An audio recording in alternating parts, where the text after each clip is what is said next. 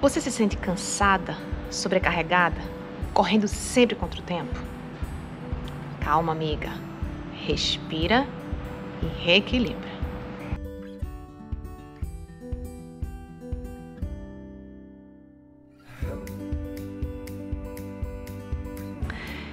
Em 2005, quando eu estava fazendo meu mestrado em administração na UFPE, aconteceu uma coisa super interessante.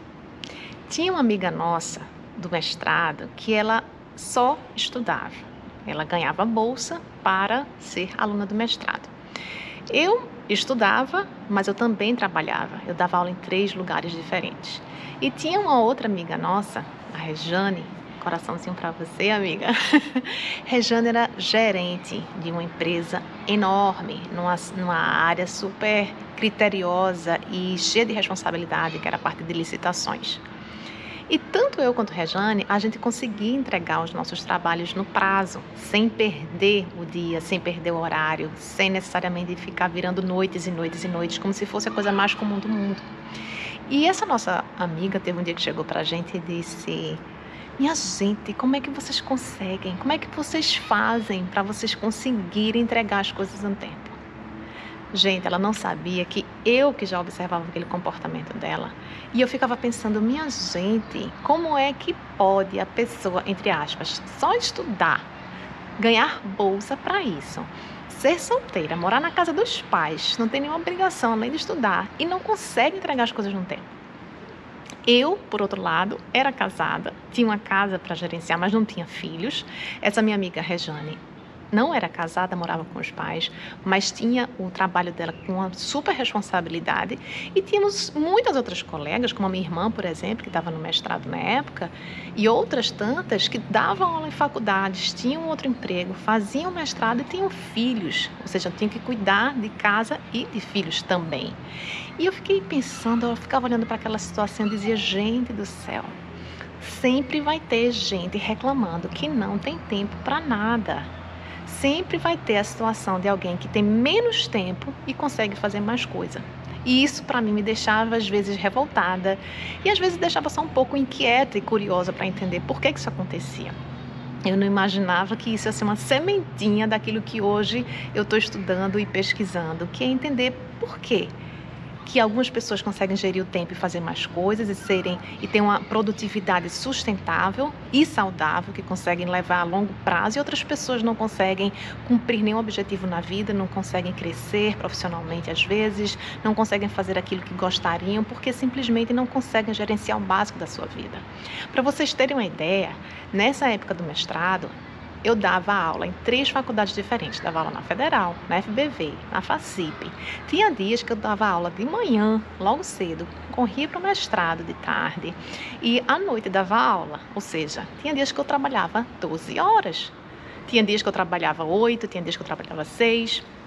Mas eu conseguia gerenciar o meu tempo de forma que eu conseguia fazer tudo o que eu precisava fazer. Ao mesmo tempo, eu entendi já naquela época que eu precisava fazer escolhas. Eu precisava aprender a priorizar. Então, por exemplo, eu sabia que não dava para ficar fazendo megas farras, né? Indo para barzinho ou para restaurante com os amigos ou virando noite, não dava mais para ter essa vida, digamos assim.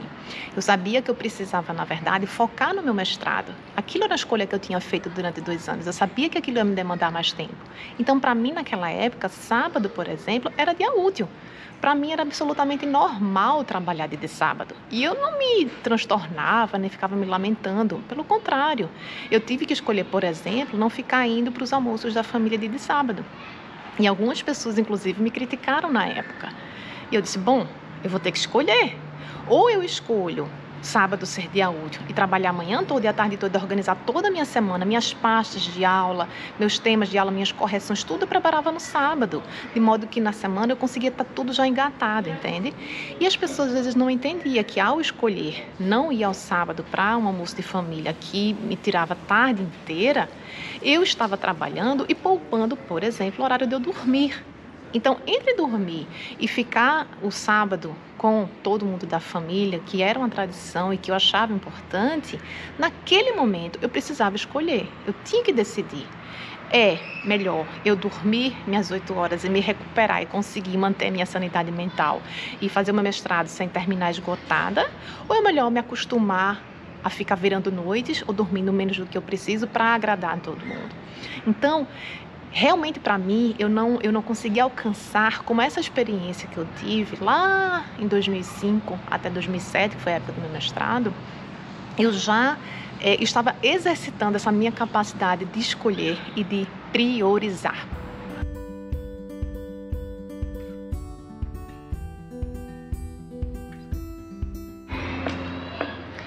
Quando eu me mudei para o Canadá em 2018, eu não imaginei que esse aprendizado que eu tinha tido de fazer mais com menos, lá desde o mestrado, depois na minha carreira acadêmica de mãe, de ter que conciliar várias coisas, tudo junto e misturado, que a mãe sabe, né? Conciliar a vida profissional com carreira. Mas eu achava que eu já estava dominando por completo essa questão de gestão do tempo. Até quando eu tive que lidar com uma nova etapa, um novo desafio, que foi me encontrar num novo país, sem ter família por perto para ajudar, sem ter creche para minha filha caçula.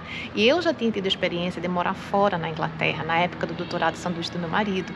Só que a gente só tinha uma filha, que na época estava com 1 ano e meio, mais ou menos.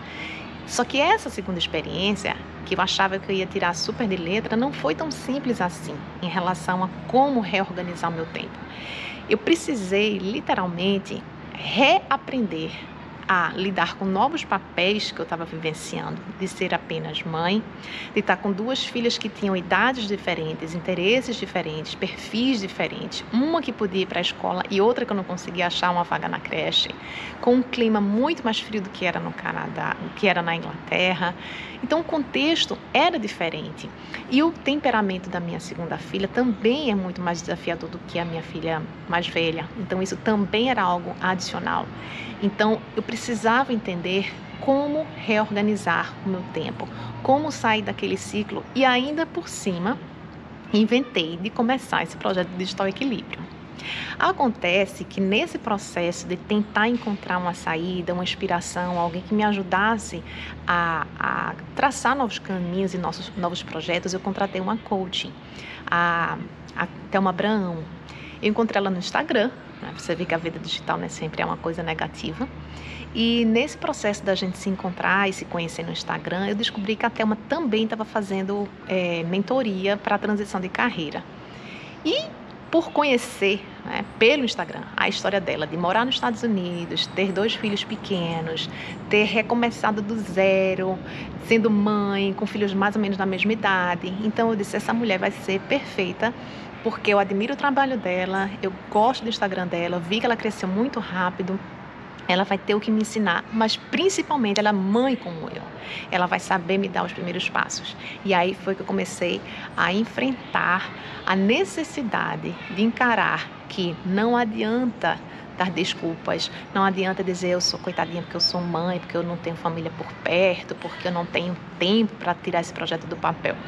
Eu passei por situações, gente, de estar precisando escrever os posts no Instagram, bem no iniciozinho do projeto. Eu tinha feito toda a logomarca, tinha feito todo o processo. E aí, quando eu ia começar realmente a colocar o papel, o projeto no Instagram, eu estava me mudando de cidade.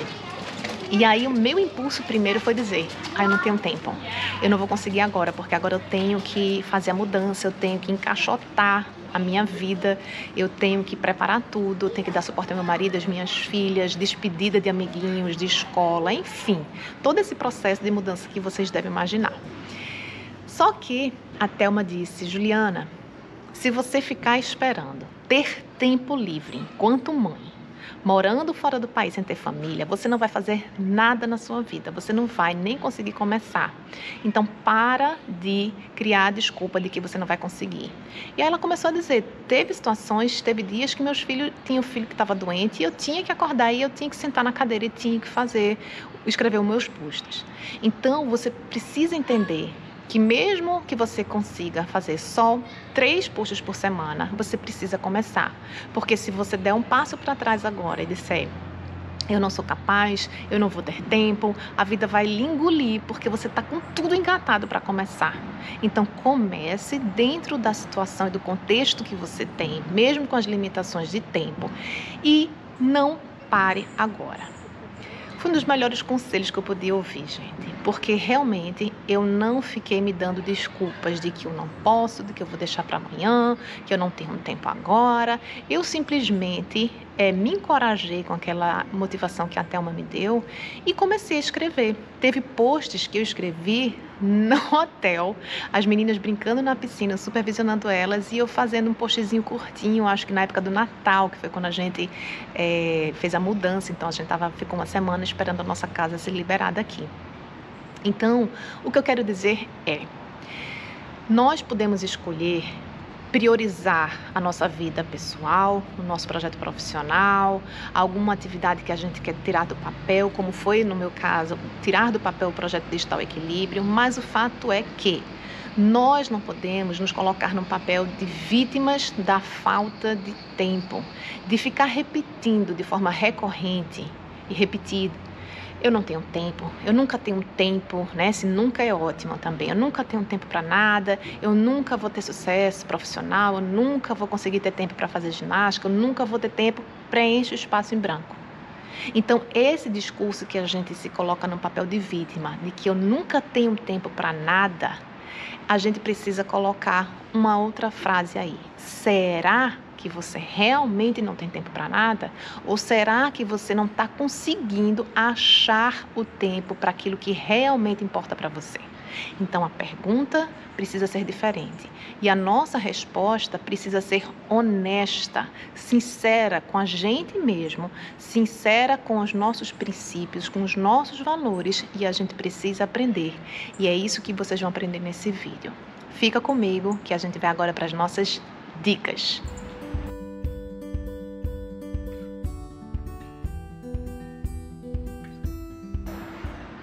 O que é que eu aprendi com essa experiência, gente? Que tempo é questão de prioridade.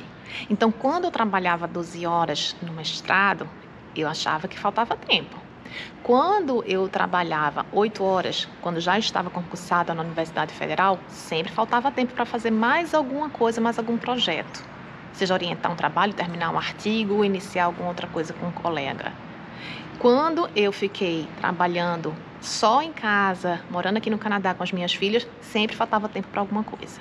Então, sempre vai faltar tempo para a gente realizar tudo aquilo que a gente quer. Isso é um outro aspecto, isso é uma outra verdade que a gente precisa enxergar. Então, se a gente não tiver uma aceitação e uma clareza de que sempre alguma coisa vai ficar de fora e que a gente precisa enfrentar a dor, o desafio de dizer não para algumas coisas e sim para aquilo que a gente realmente quer, a gente vai sempre se colocar no papel de vítima. Então, tempo é sim prioridade. Se você quer realmente aprender a ter mais tempo para o que importa para você, a primeira coisa é você entender que estar no controle do seu tempo é você sair desse papel de vítima e assumir que sim, você pode escolher dizer sim para algumas coisas e não para outras. E se você tem uma pessoa importante na sua vida que te ajudou a enxergar essa verdade de que sim, mesmo você sendo mãe, no meu caso, mesmo você tendo filhos, mesmo você morando fora do Brasil, mesmo você não tendo família perto para cuidar, para ajudar, para apoiar, mesmo não tendo escola para os seus filhos, mesmo na pandemia, mesmo em qualquer situação que te restringe e que tira aparentemente teu tempo para os teus projetos, você sim pode ter pessoas que podem te inspirar e podem te ajudar a sair desse ciclo. Então, se você conhece uma pessoa, coloca o arroba dela aqui embaixo ou manda esse vídeo para ela. Eu, por exemplo, vou marcar minha querida Thelma Abraão. Se você quiser conferir o trabalho dela, vai no Instagram, @Thelma Abraão. Ela é uma pessoa maravilhosa e foi alguém que me ajudou a enxergar que sim, mesmo com todo esse meu histórico que eu contei para vocês aqui no início do vídeo, sim, é possível você conseguir tempo, mesmo com todas essas limitações, e recomeçar a sua vida profissional como eu consegui começar aqui. Então, marca essa pessoa ou compartilha esse vídeo com alguém que é especial para você.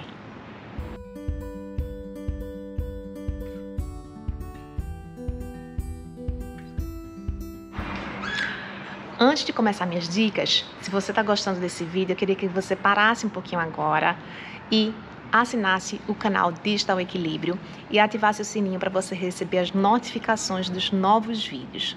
Toda semana eu tenho vídeos novos de lives, tenho vídeos novos de podcast, tenho os vídeos novos do Reequilíbrio a cada 15 dias. Então, não quer perder nenhum vídeo novo, ative as notificações, tá bom?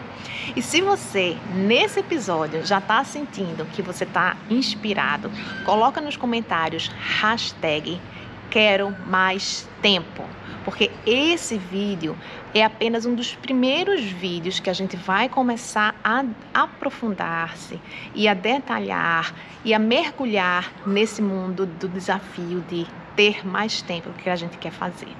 Então, vamos às dicas de hoje. Dica número 1: aprender a pedir ajuda ou colaboração. O que eu quero dizer com isso? Todo mundo pode participar e colaborar nas tarefas de casa. Foi uma coisa que eu aprendi aqui no Canadá.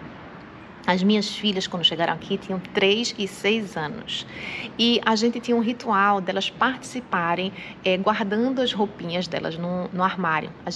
Eu comecei a colocar isso como parte do ritual de dormir.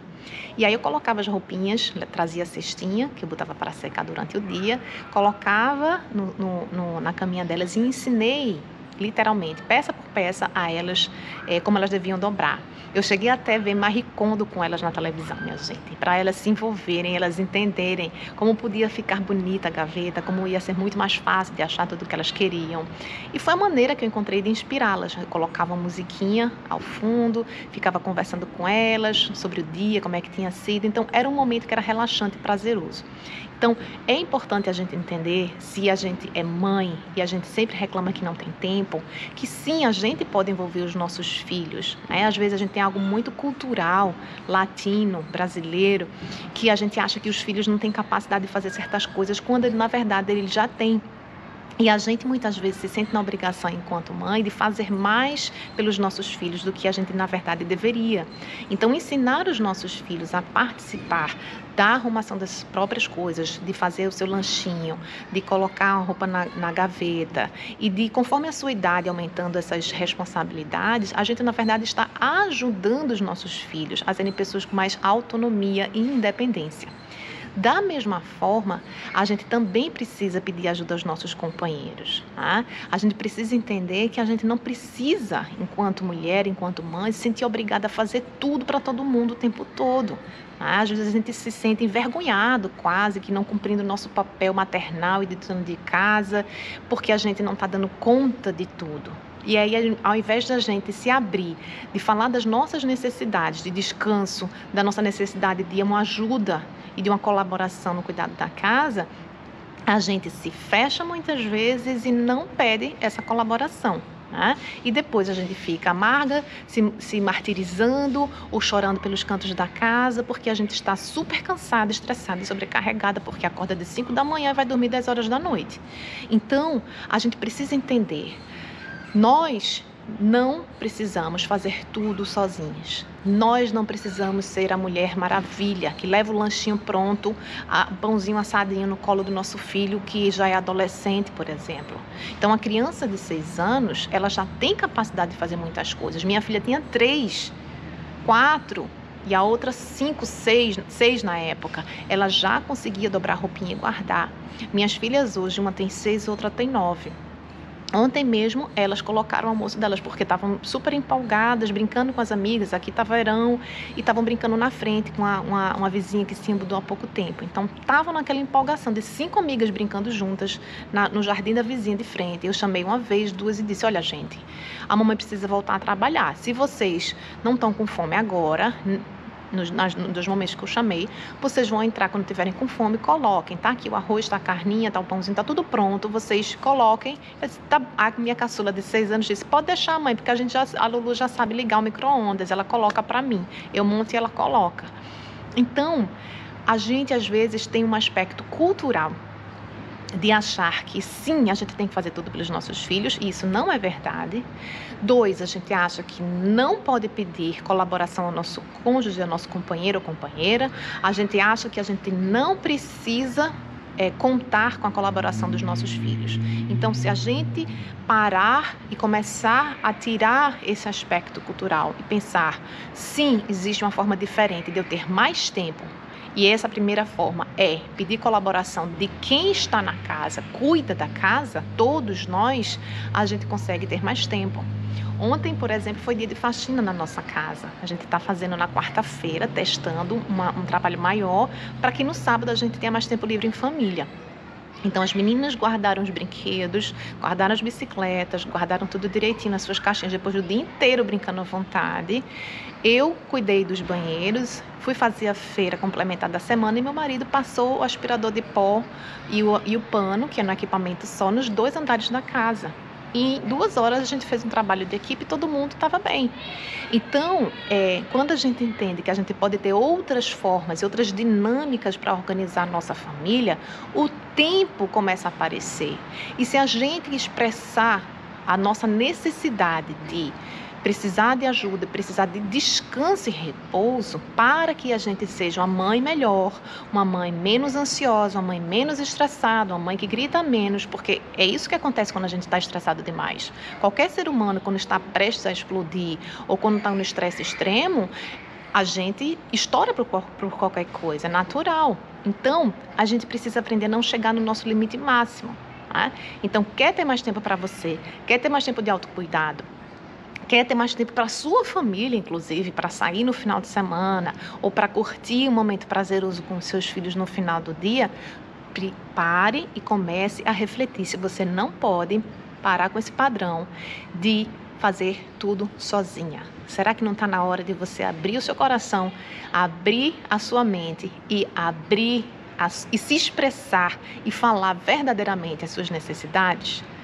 Faz isso e me conta depois se não funcionou para você, tá bom?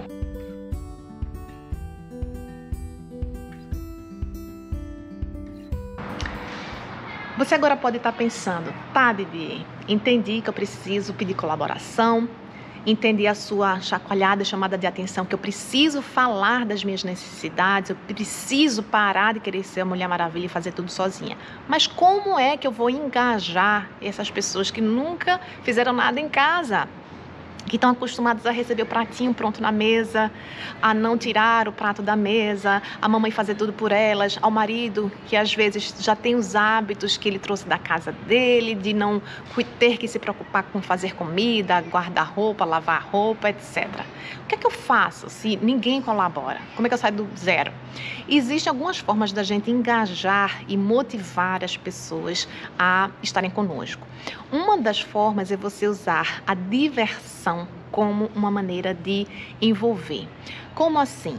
Você pode usar jogos com alguns tipos de premiação. Existem aplicativos como, por exemplo, Our Home, que a gente utiliza, que ele cria personagens e você pode atribuir recompensas em pontos, em cores diferentes. E aquelas recompensas você pode estipular que recompensa é. A recompensa pode ser escolher o sabor da pizza da sexta-feira, ou escolher se no domingo vai almoçar McDonald's ou outra comida, escolher qual vai ser o passeio que vai fazer no sábado. Então, essa recompensa não precisa necessariamente ser dinheiro, ser ganhar alguma coisa monetária. Pode ser até ter mais tempo de leitura com a mamãe, né? Fazer um passeio extra. Então, você pode usar a sua criatividade com relação às recompensas. Mas é uma forma da gente ter mais tempo em família e, no final das contas, a gente também ter mais tempo para a gente mesmo, tá? Se você achar muito complicado usar o Our Home porque tem dificuldade de acessar em inglês, porque a questão tecnológica não é muito próxima a você, não tem problema. Você pode ir para o analógico, para o velho e bom cartaz, por exemplo. Então, você pode fazer um cartaz e colocar a lista de atividades que você espera que seus filhos façam durante a semana. E, a depender da idade dos seus filhos, você pode usar um planner, um planejamentozinho, segunda a sexta, segunda a sábado, segunda a domingo, como você achar melhor. E esse planejamento esse calendáriozinho semanal, você pode colocar uma folha de papel colocada e você usar post-its. Você pode pegar um planner pronto, já com design feito, como que eu uso no Digital Equilíbrio com os meus alunos. Você pode comprar um planner divertido, colorido, com stickers, né, com aqueles coisinhas de colorir para a criança participar. Você pode usar um quadro magnético que é uma coisa que eu estou usando com as meninas agora. Cada um tem um quadro, uma tem um desenho e outra tem um que você pode colocar os papeizinhos soltos, e tem um outro no quarto delas que é um magnético. Então ontem a minha filha, que agora está com 6 anos, começou a entender essa questão de organização, de rotina e tal, e aí ela disse: mamãe, eu já sei, a gente vai colocar aqui horseback riding, que é aula de cavalo, na sexta-feira, na cor amarela, porque a cor amarela me lembra o rei, a comida e a areia também, e eu vou colocar um símbolozinho. E aí ela fez como se fosse o chãozinho da arena e a cozinha, e foi repetindo toda sexta-feira. Mãe, qual o dia melhor pra gente ir pro Panorama? Que é onde a gente tem uma piscina coberta aqui, com tobogã e tal. Ah, eu disse: sábado à tarde é melhor pra mamãe, filha. Então, vamos colocar aqui no sábado, mãe, Panorama, e faz um desenhozinho de piscina, e vai ser azul, que lembra a cor da piscina. O que mais que tem? Eu disse: a igreja, no domingo. Tá bom, mãe, que cor da igreja? Vermelha, filha, porque me lembra a cor da festa da igreja, na liturgia. Vamos colocar aqui vermelhinho, desenhar, e ela disse: desenha o formato da igreja e coloca uma cruz. Gente, o que é que eu quero dizer com tudo isso? Que quando as crianças e quando o nosso cônjuge também se sente envolvido diretamente no planejamento, na escolha, na dinâmica de como vai ser a nossa semana, a nossa organização da família em termos de cuidado com a casa e tempo para lazer, a gente começa a ter mais harmonia. E quando a gente também abre mão do nosso controle enquanto mãe, enquanto mulher, das coisas serem feitas no nosso horário, do nosso jeito. Isso é uma coisa que é fundamental. Eu bati muito a minha cabeça e até hoje ainda preciso me disciplinar e me policiar de não querer ser a super controladora. Então, quando você fica dizendo que só você, menino nasce, você já diz, não pode tirar do berço para trocar uma fralda, porque só eu sei trocar uma fralda. Não pode dar mamadeira, porque só eu que sei dar. Não pode sair com o menino passeando sozinho porque você não tem responsabilidade de olhar o menino. E aí a gente vai criando, drenando nos nossos cônjuges, nos nossos companheiros ou companheiras, a participação na criação dos filhos. E a participação muito menos, no caso principalmente do Brasil, quando a gente tem uma empregada, por exemplo, o homem muitas vezes vai participar da casa. Mas por que ele não participa? Porque às vezes ele não é convidado, ou porque a gente está sempre querendo manter tudo no controle. Às vezes o marido vai lavar os pratos, por exemplo. Para que vai quebrar tudo. Você não sabe nem lavar prato. Então, se coloca na posição da pessoa. Quem é que vai querer ficar pedindo espaço para ajudar na criação dos filhos, para colocar para dormir a criança, se você é a primeira a dizer: você não sabe fazer isso? Você pode, às vezes, nem falar explicitamente com essas palavras, mas a forma de você comunicar, a forma de você criticar, a forma de você olhar com desdém, passa a mensagem, muito clara para quem está olhando, para quem está recebendo aquela comunicação, de que você não acredita nele. Você não acredita que ele consegue lavar um prato, você não acredita que ele consegue ajudar na educação dos filhos, que ele não consegue cuidar dos filhos, passear com os filhos, botar para dormir, etc, etc. E aí, o que é que acontece? Depois, você se sente sobrecarregada, que é a grande questão desse vídeo, Então, às vezes, a sobrecarga acaba acontecendo porque a gente não percebe essas minúcias desse super controle que a gente tem. Então, se a gente soltar mais o grip, como a gente fala no tênis, soltar um pouco mais essa raquete de que a família sou eu, mãe, que tem que comandar e que tem que controlar e tudo tem que ser do meu jeito, e a gente começa a distribuir esse poder ou essa administração dos nossos horários de faxina, dos nossos horários de passeio, da forma como a gente vai arrumar, e a gente tiver paciência, ter tempo para sentar com os nossos filhos e planejar em conjunto, abrir-se a ouvir a opinião do nosso marido e perguntar o que é que ele acha também, e a gente conseguir ouvir a opinião do outro, ouvir como é que ele acha que deveria ser o melhor horário. Minha filha já disse: mãe, eu acho que foi muito tempo para a gente fazer a arrumação, você consegue, mas para mim é muito. A minha mais velha de 9 anos. Então, eu perguntei outro dia: filha, então que horário você acha que a gente deveria fazer? Mãe, a gente podia voltar a arrumar as roupinhas todos os dias para não acumular, como aconteceu, os brinquedos todos os dias também. E o quarto a gente poderia fazer separadinho, um pedacinho no sábado e um pedacinho no domingo, porque fica muito cansativo a gente ficar 1 hora. Gente, parece uma coisa óbvia, Mas realmente eu consigo ficar 1h30 fazendo a faxina direto, porque eu sou adulta, porque eu estou acostumada a fazer 1 hora todos os dias, então para mim ficar 1h30 não faz diferença nenhuma, até 2 horas eu aguento. Mas às vezes eu superestimo a capacidade das minhas filhas e até do meu marido de ter o mesmo nível, o mesmo pique. E aí às vezes quando eles não se encaixam nesse molde de perfeição que a gente tem do marido, companheiro, dos filhos que participam de tudo, como é que a gente se sente? Frustrada, desapontada, desmotivada de pedir a segunda vez, mas não percebe que por trás está, às vezes, a nossa dificuldade de entender como fazer isso. Então, sigam essas dicas, tá? Tenta parar, sentar e usar uma dessas ferramentas que eu falei. Our Home é o aplicativo.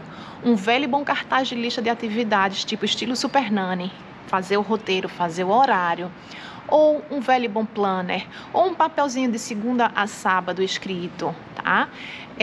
O formato é o que menos importa. O formato é o que funciona para a sua família. Pode ser no papel, no cartaz, no aplicativo. Mas o que importa é a gente entender que o elemento base é a gente envolver as pessoas nessa participação. É a gente trazer isso como uma forma de comunicação entre família. E na hora da gente executar, a gente executar com leveza e com diversão. Colocar uma playlist, por exemplo, que as próprias crianças podem criar na hora da faxina. Fazer a faxina num horário que as crianças estão mais descansadas, não quando elas estão super cansadas, ou no final da tarde, ou no horário que elas estão querendo passear. Não é? Condicionar que primeiro a gente vai fazer a nossa faxina no sábado de manhã, para a gente ter direito de sair juntos para a piscina no sábado à tarde. Então a criança entende a noção de direitos e deveres. Se você não quiser fazer premiações, você pode não usar premiações, tá? Tem pedagogos que não recomendam usar premiações em dinheiro, por exemplo, ou premiações de qualquer tipo, para que as crianças não se condicionem. Já outras linhas de psicólogos dizem, não, a premiação, o reward, ele é um reforço positivo. Agora, como você vai fazer essa recompensa é que é o segredo, né? É fazer só pela recompensa ou a recompensa é só um reforço pelo comportamento positivo, tá? Então, essas são nuances que cada um pode trabalhar, mas o que importa é, se você quer ter mais tempo em família, aprenda a pedir colaboração, que foi a primeira dica, e a segunda, entenda esses passos de como você pode engajar as pessoas, ok?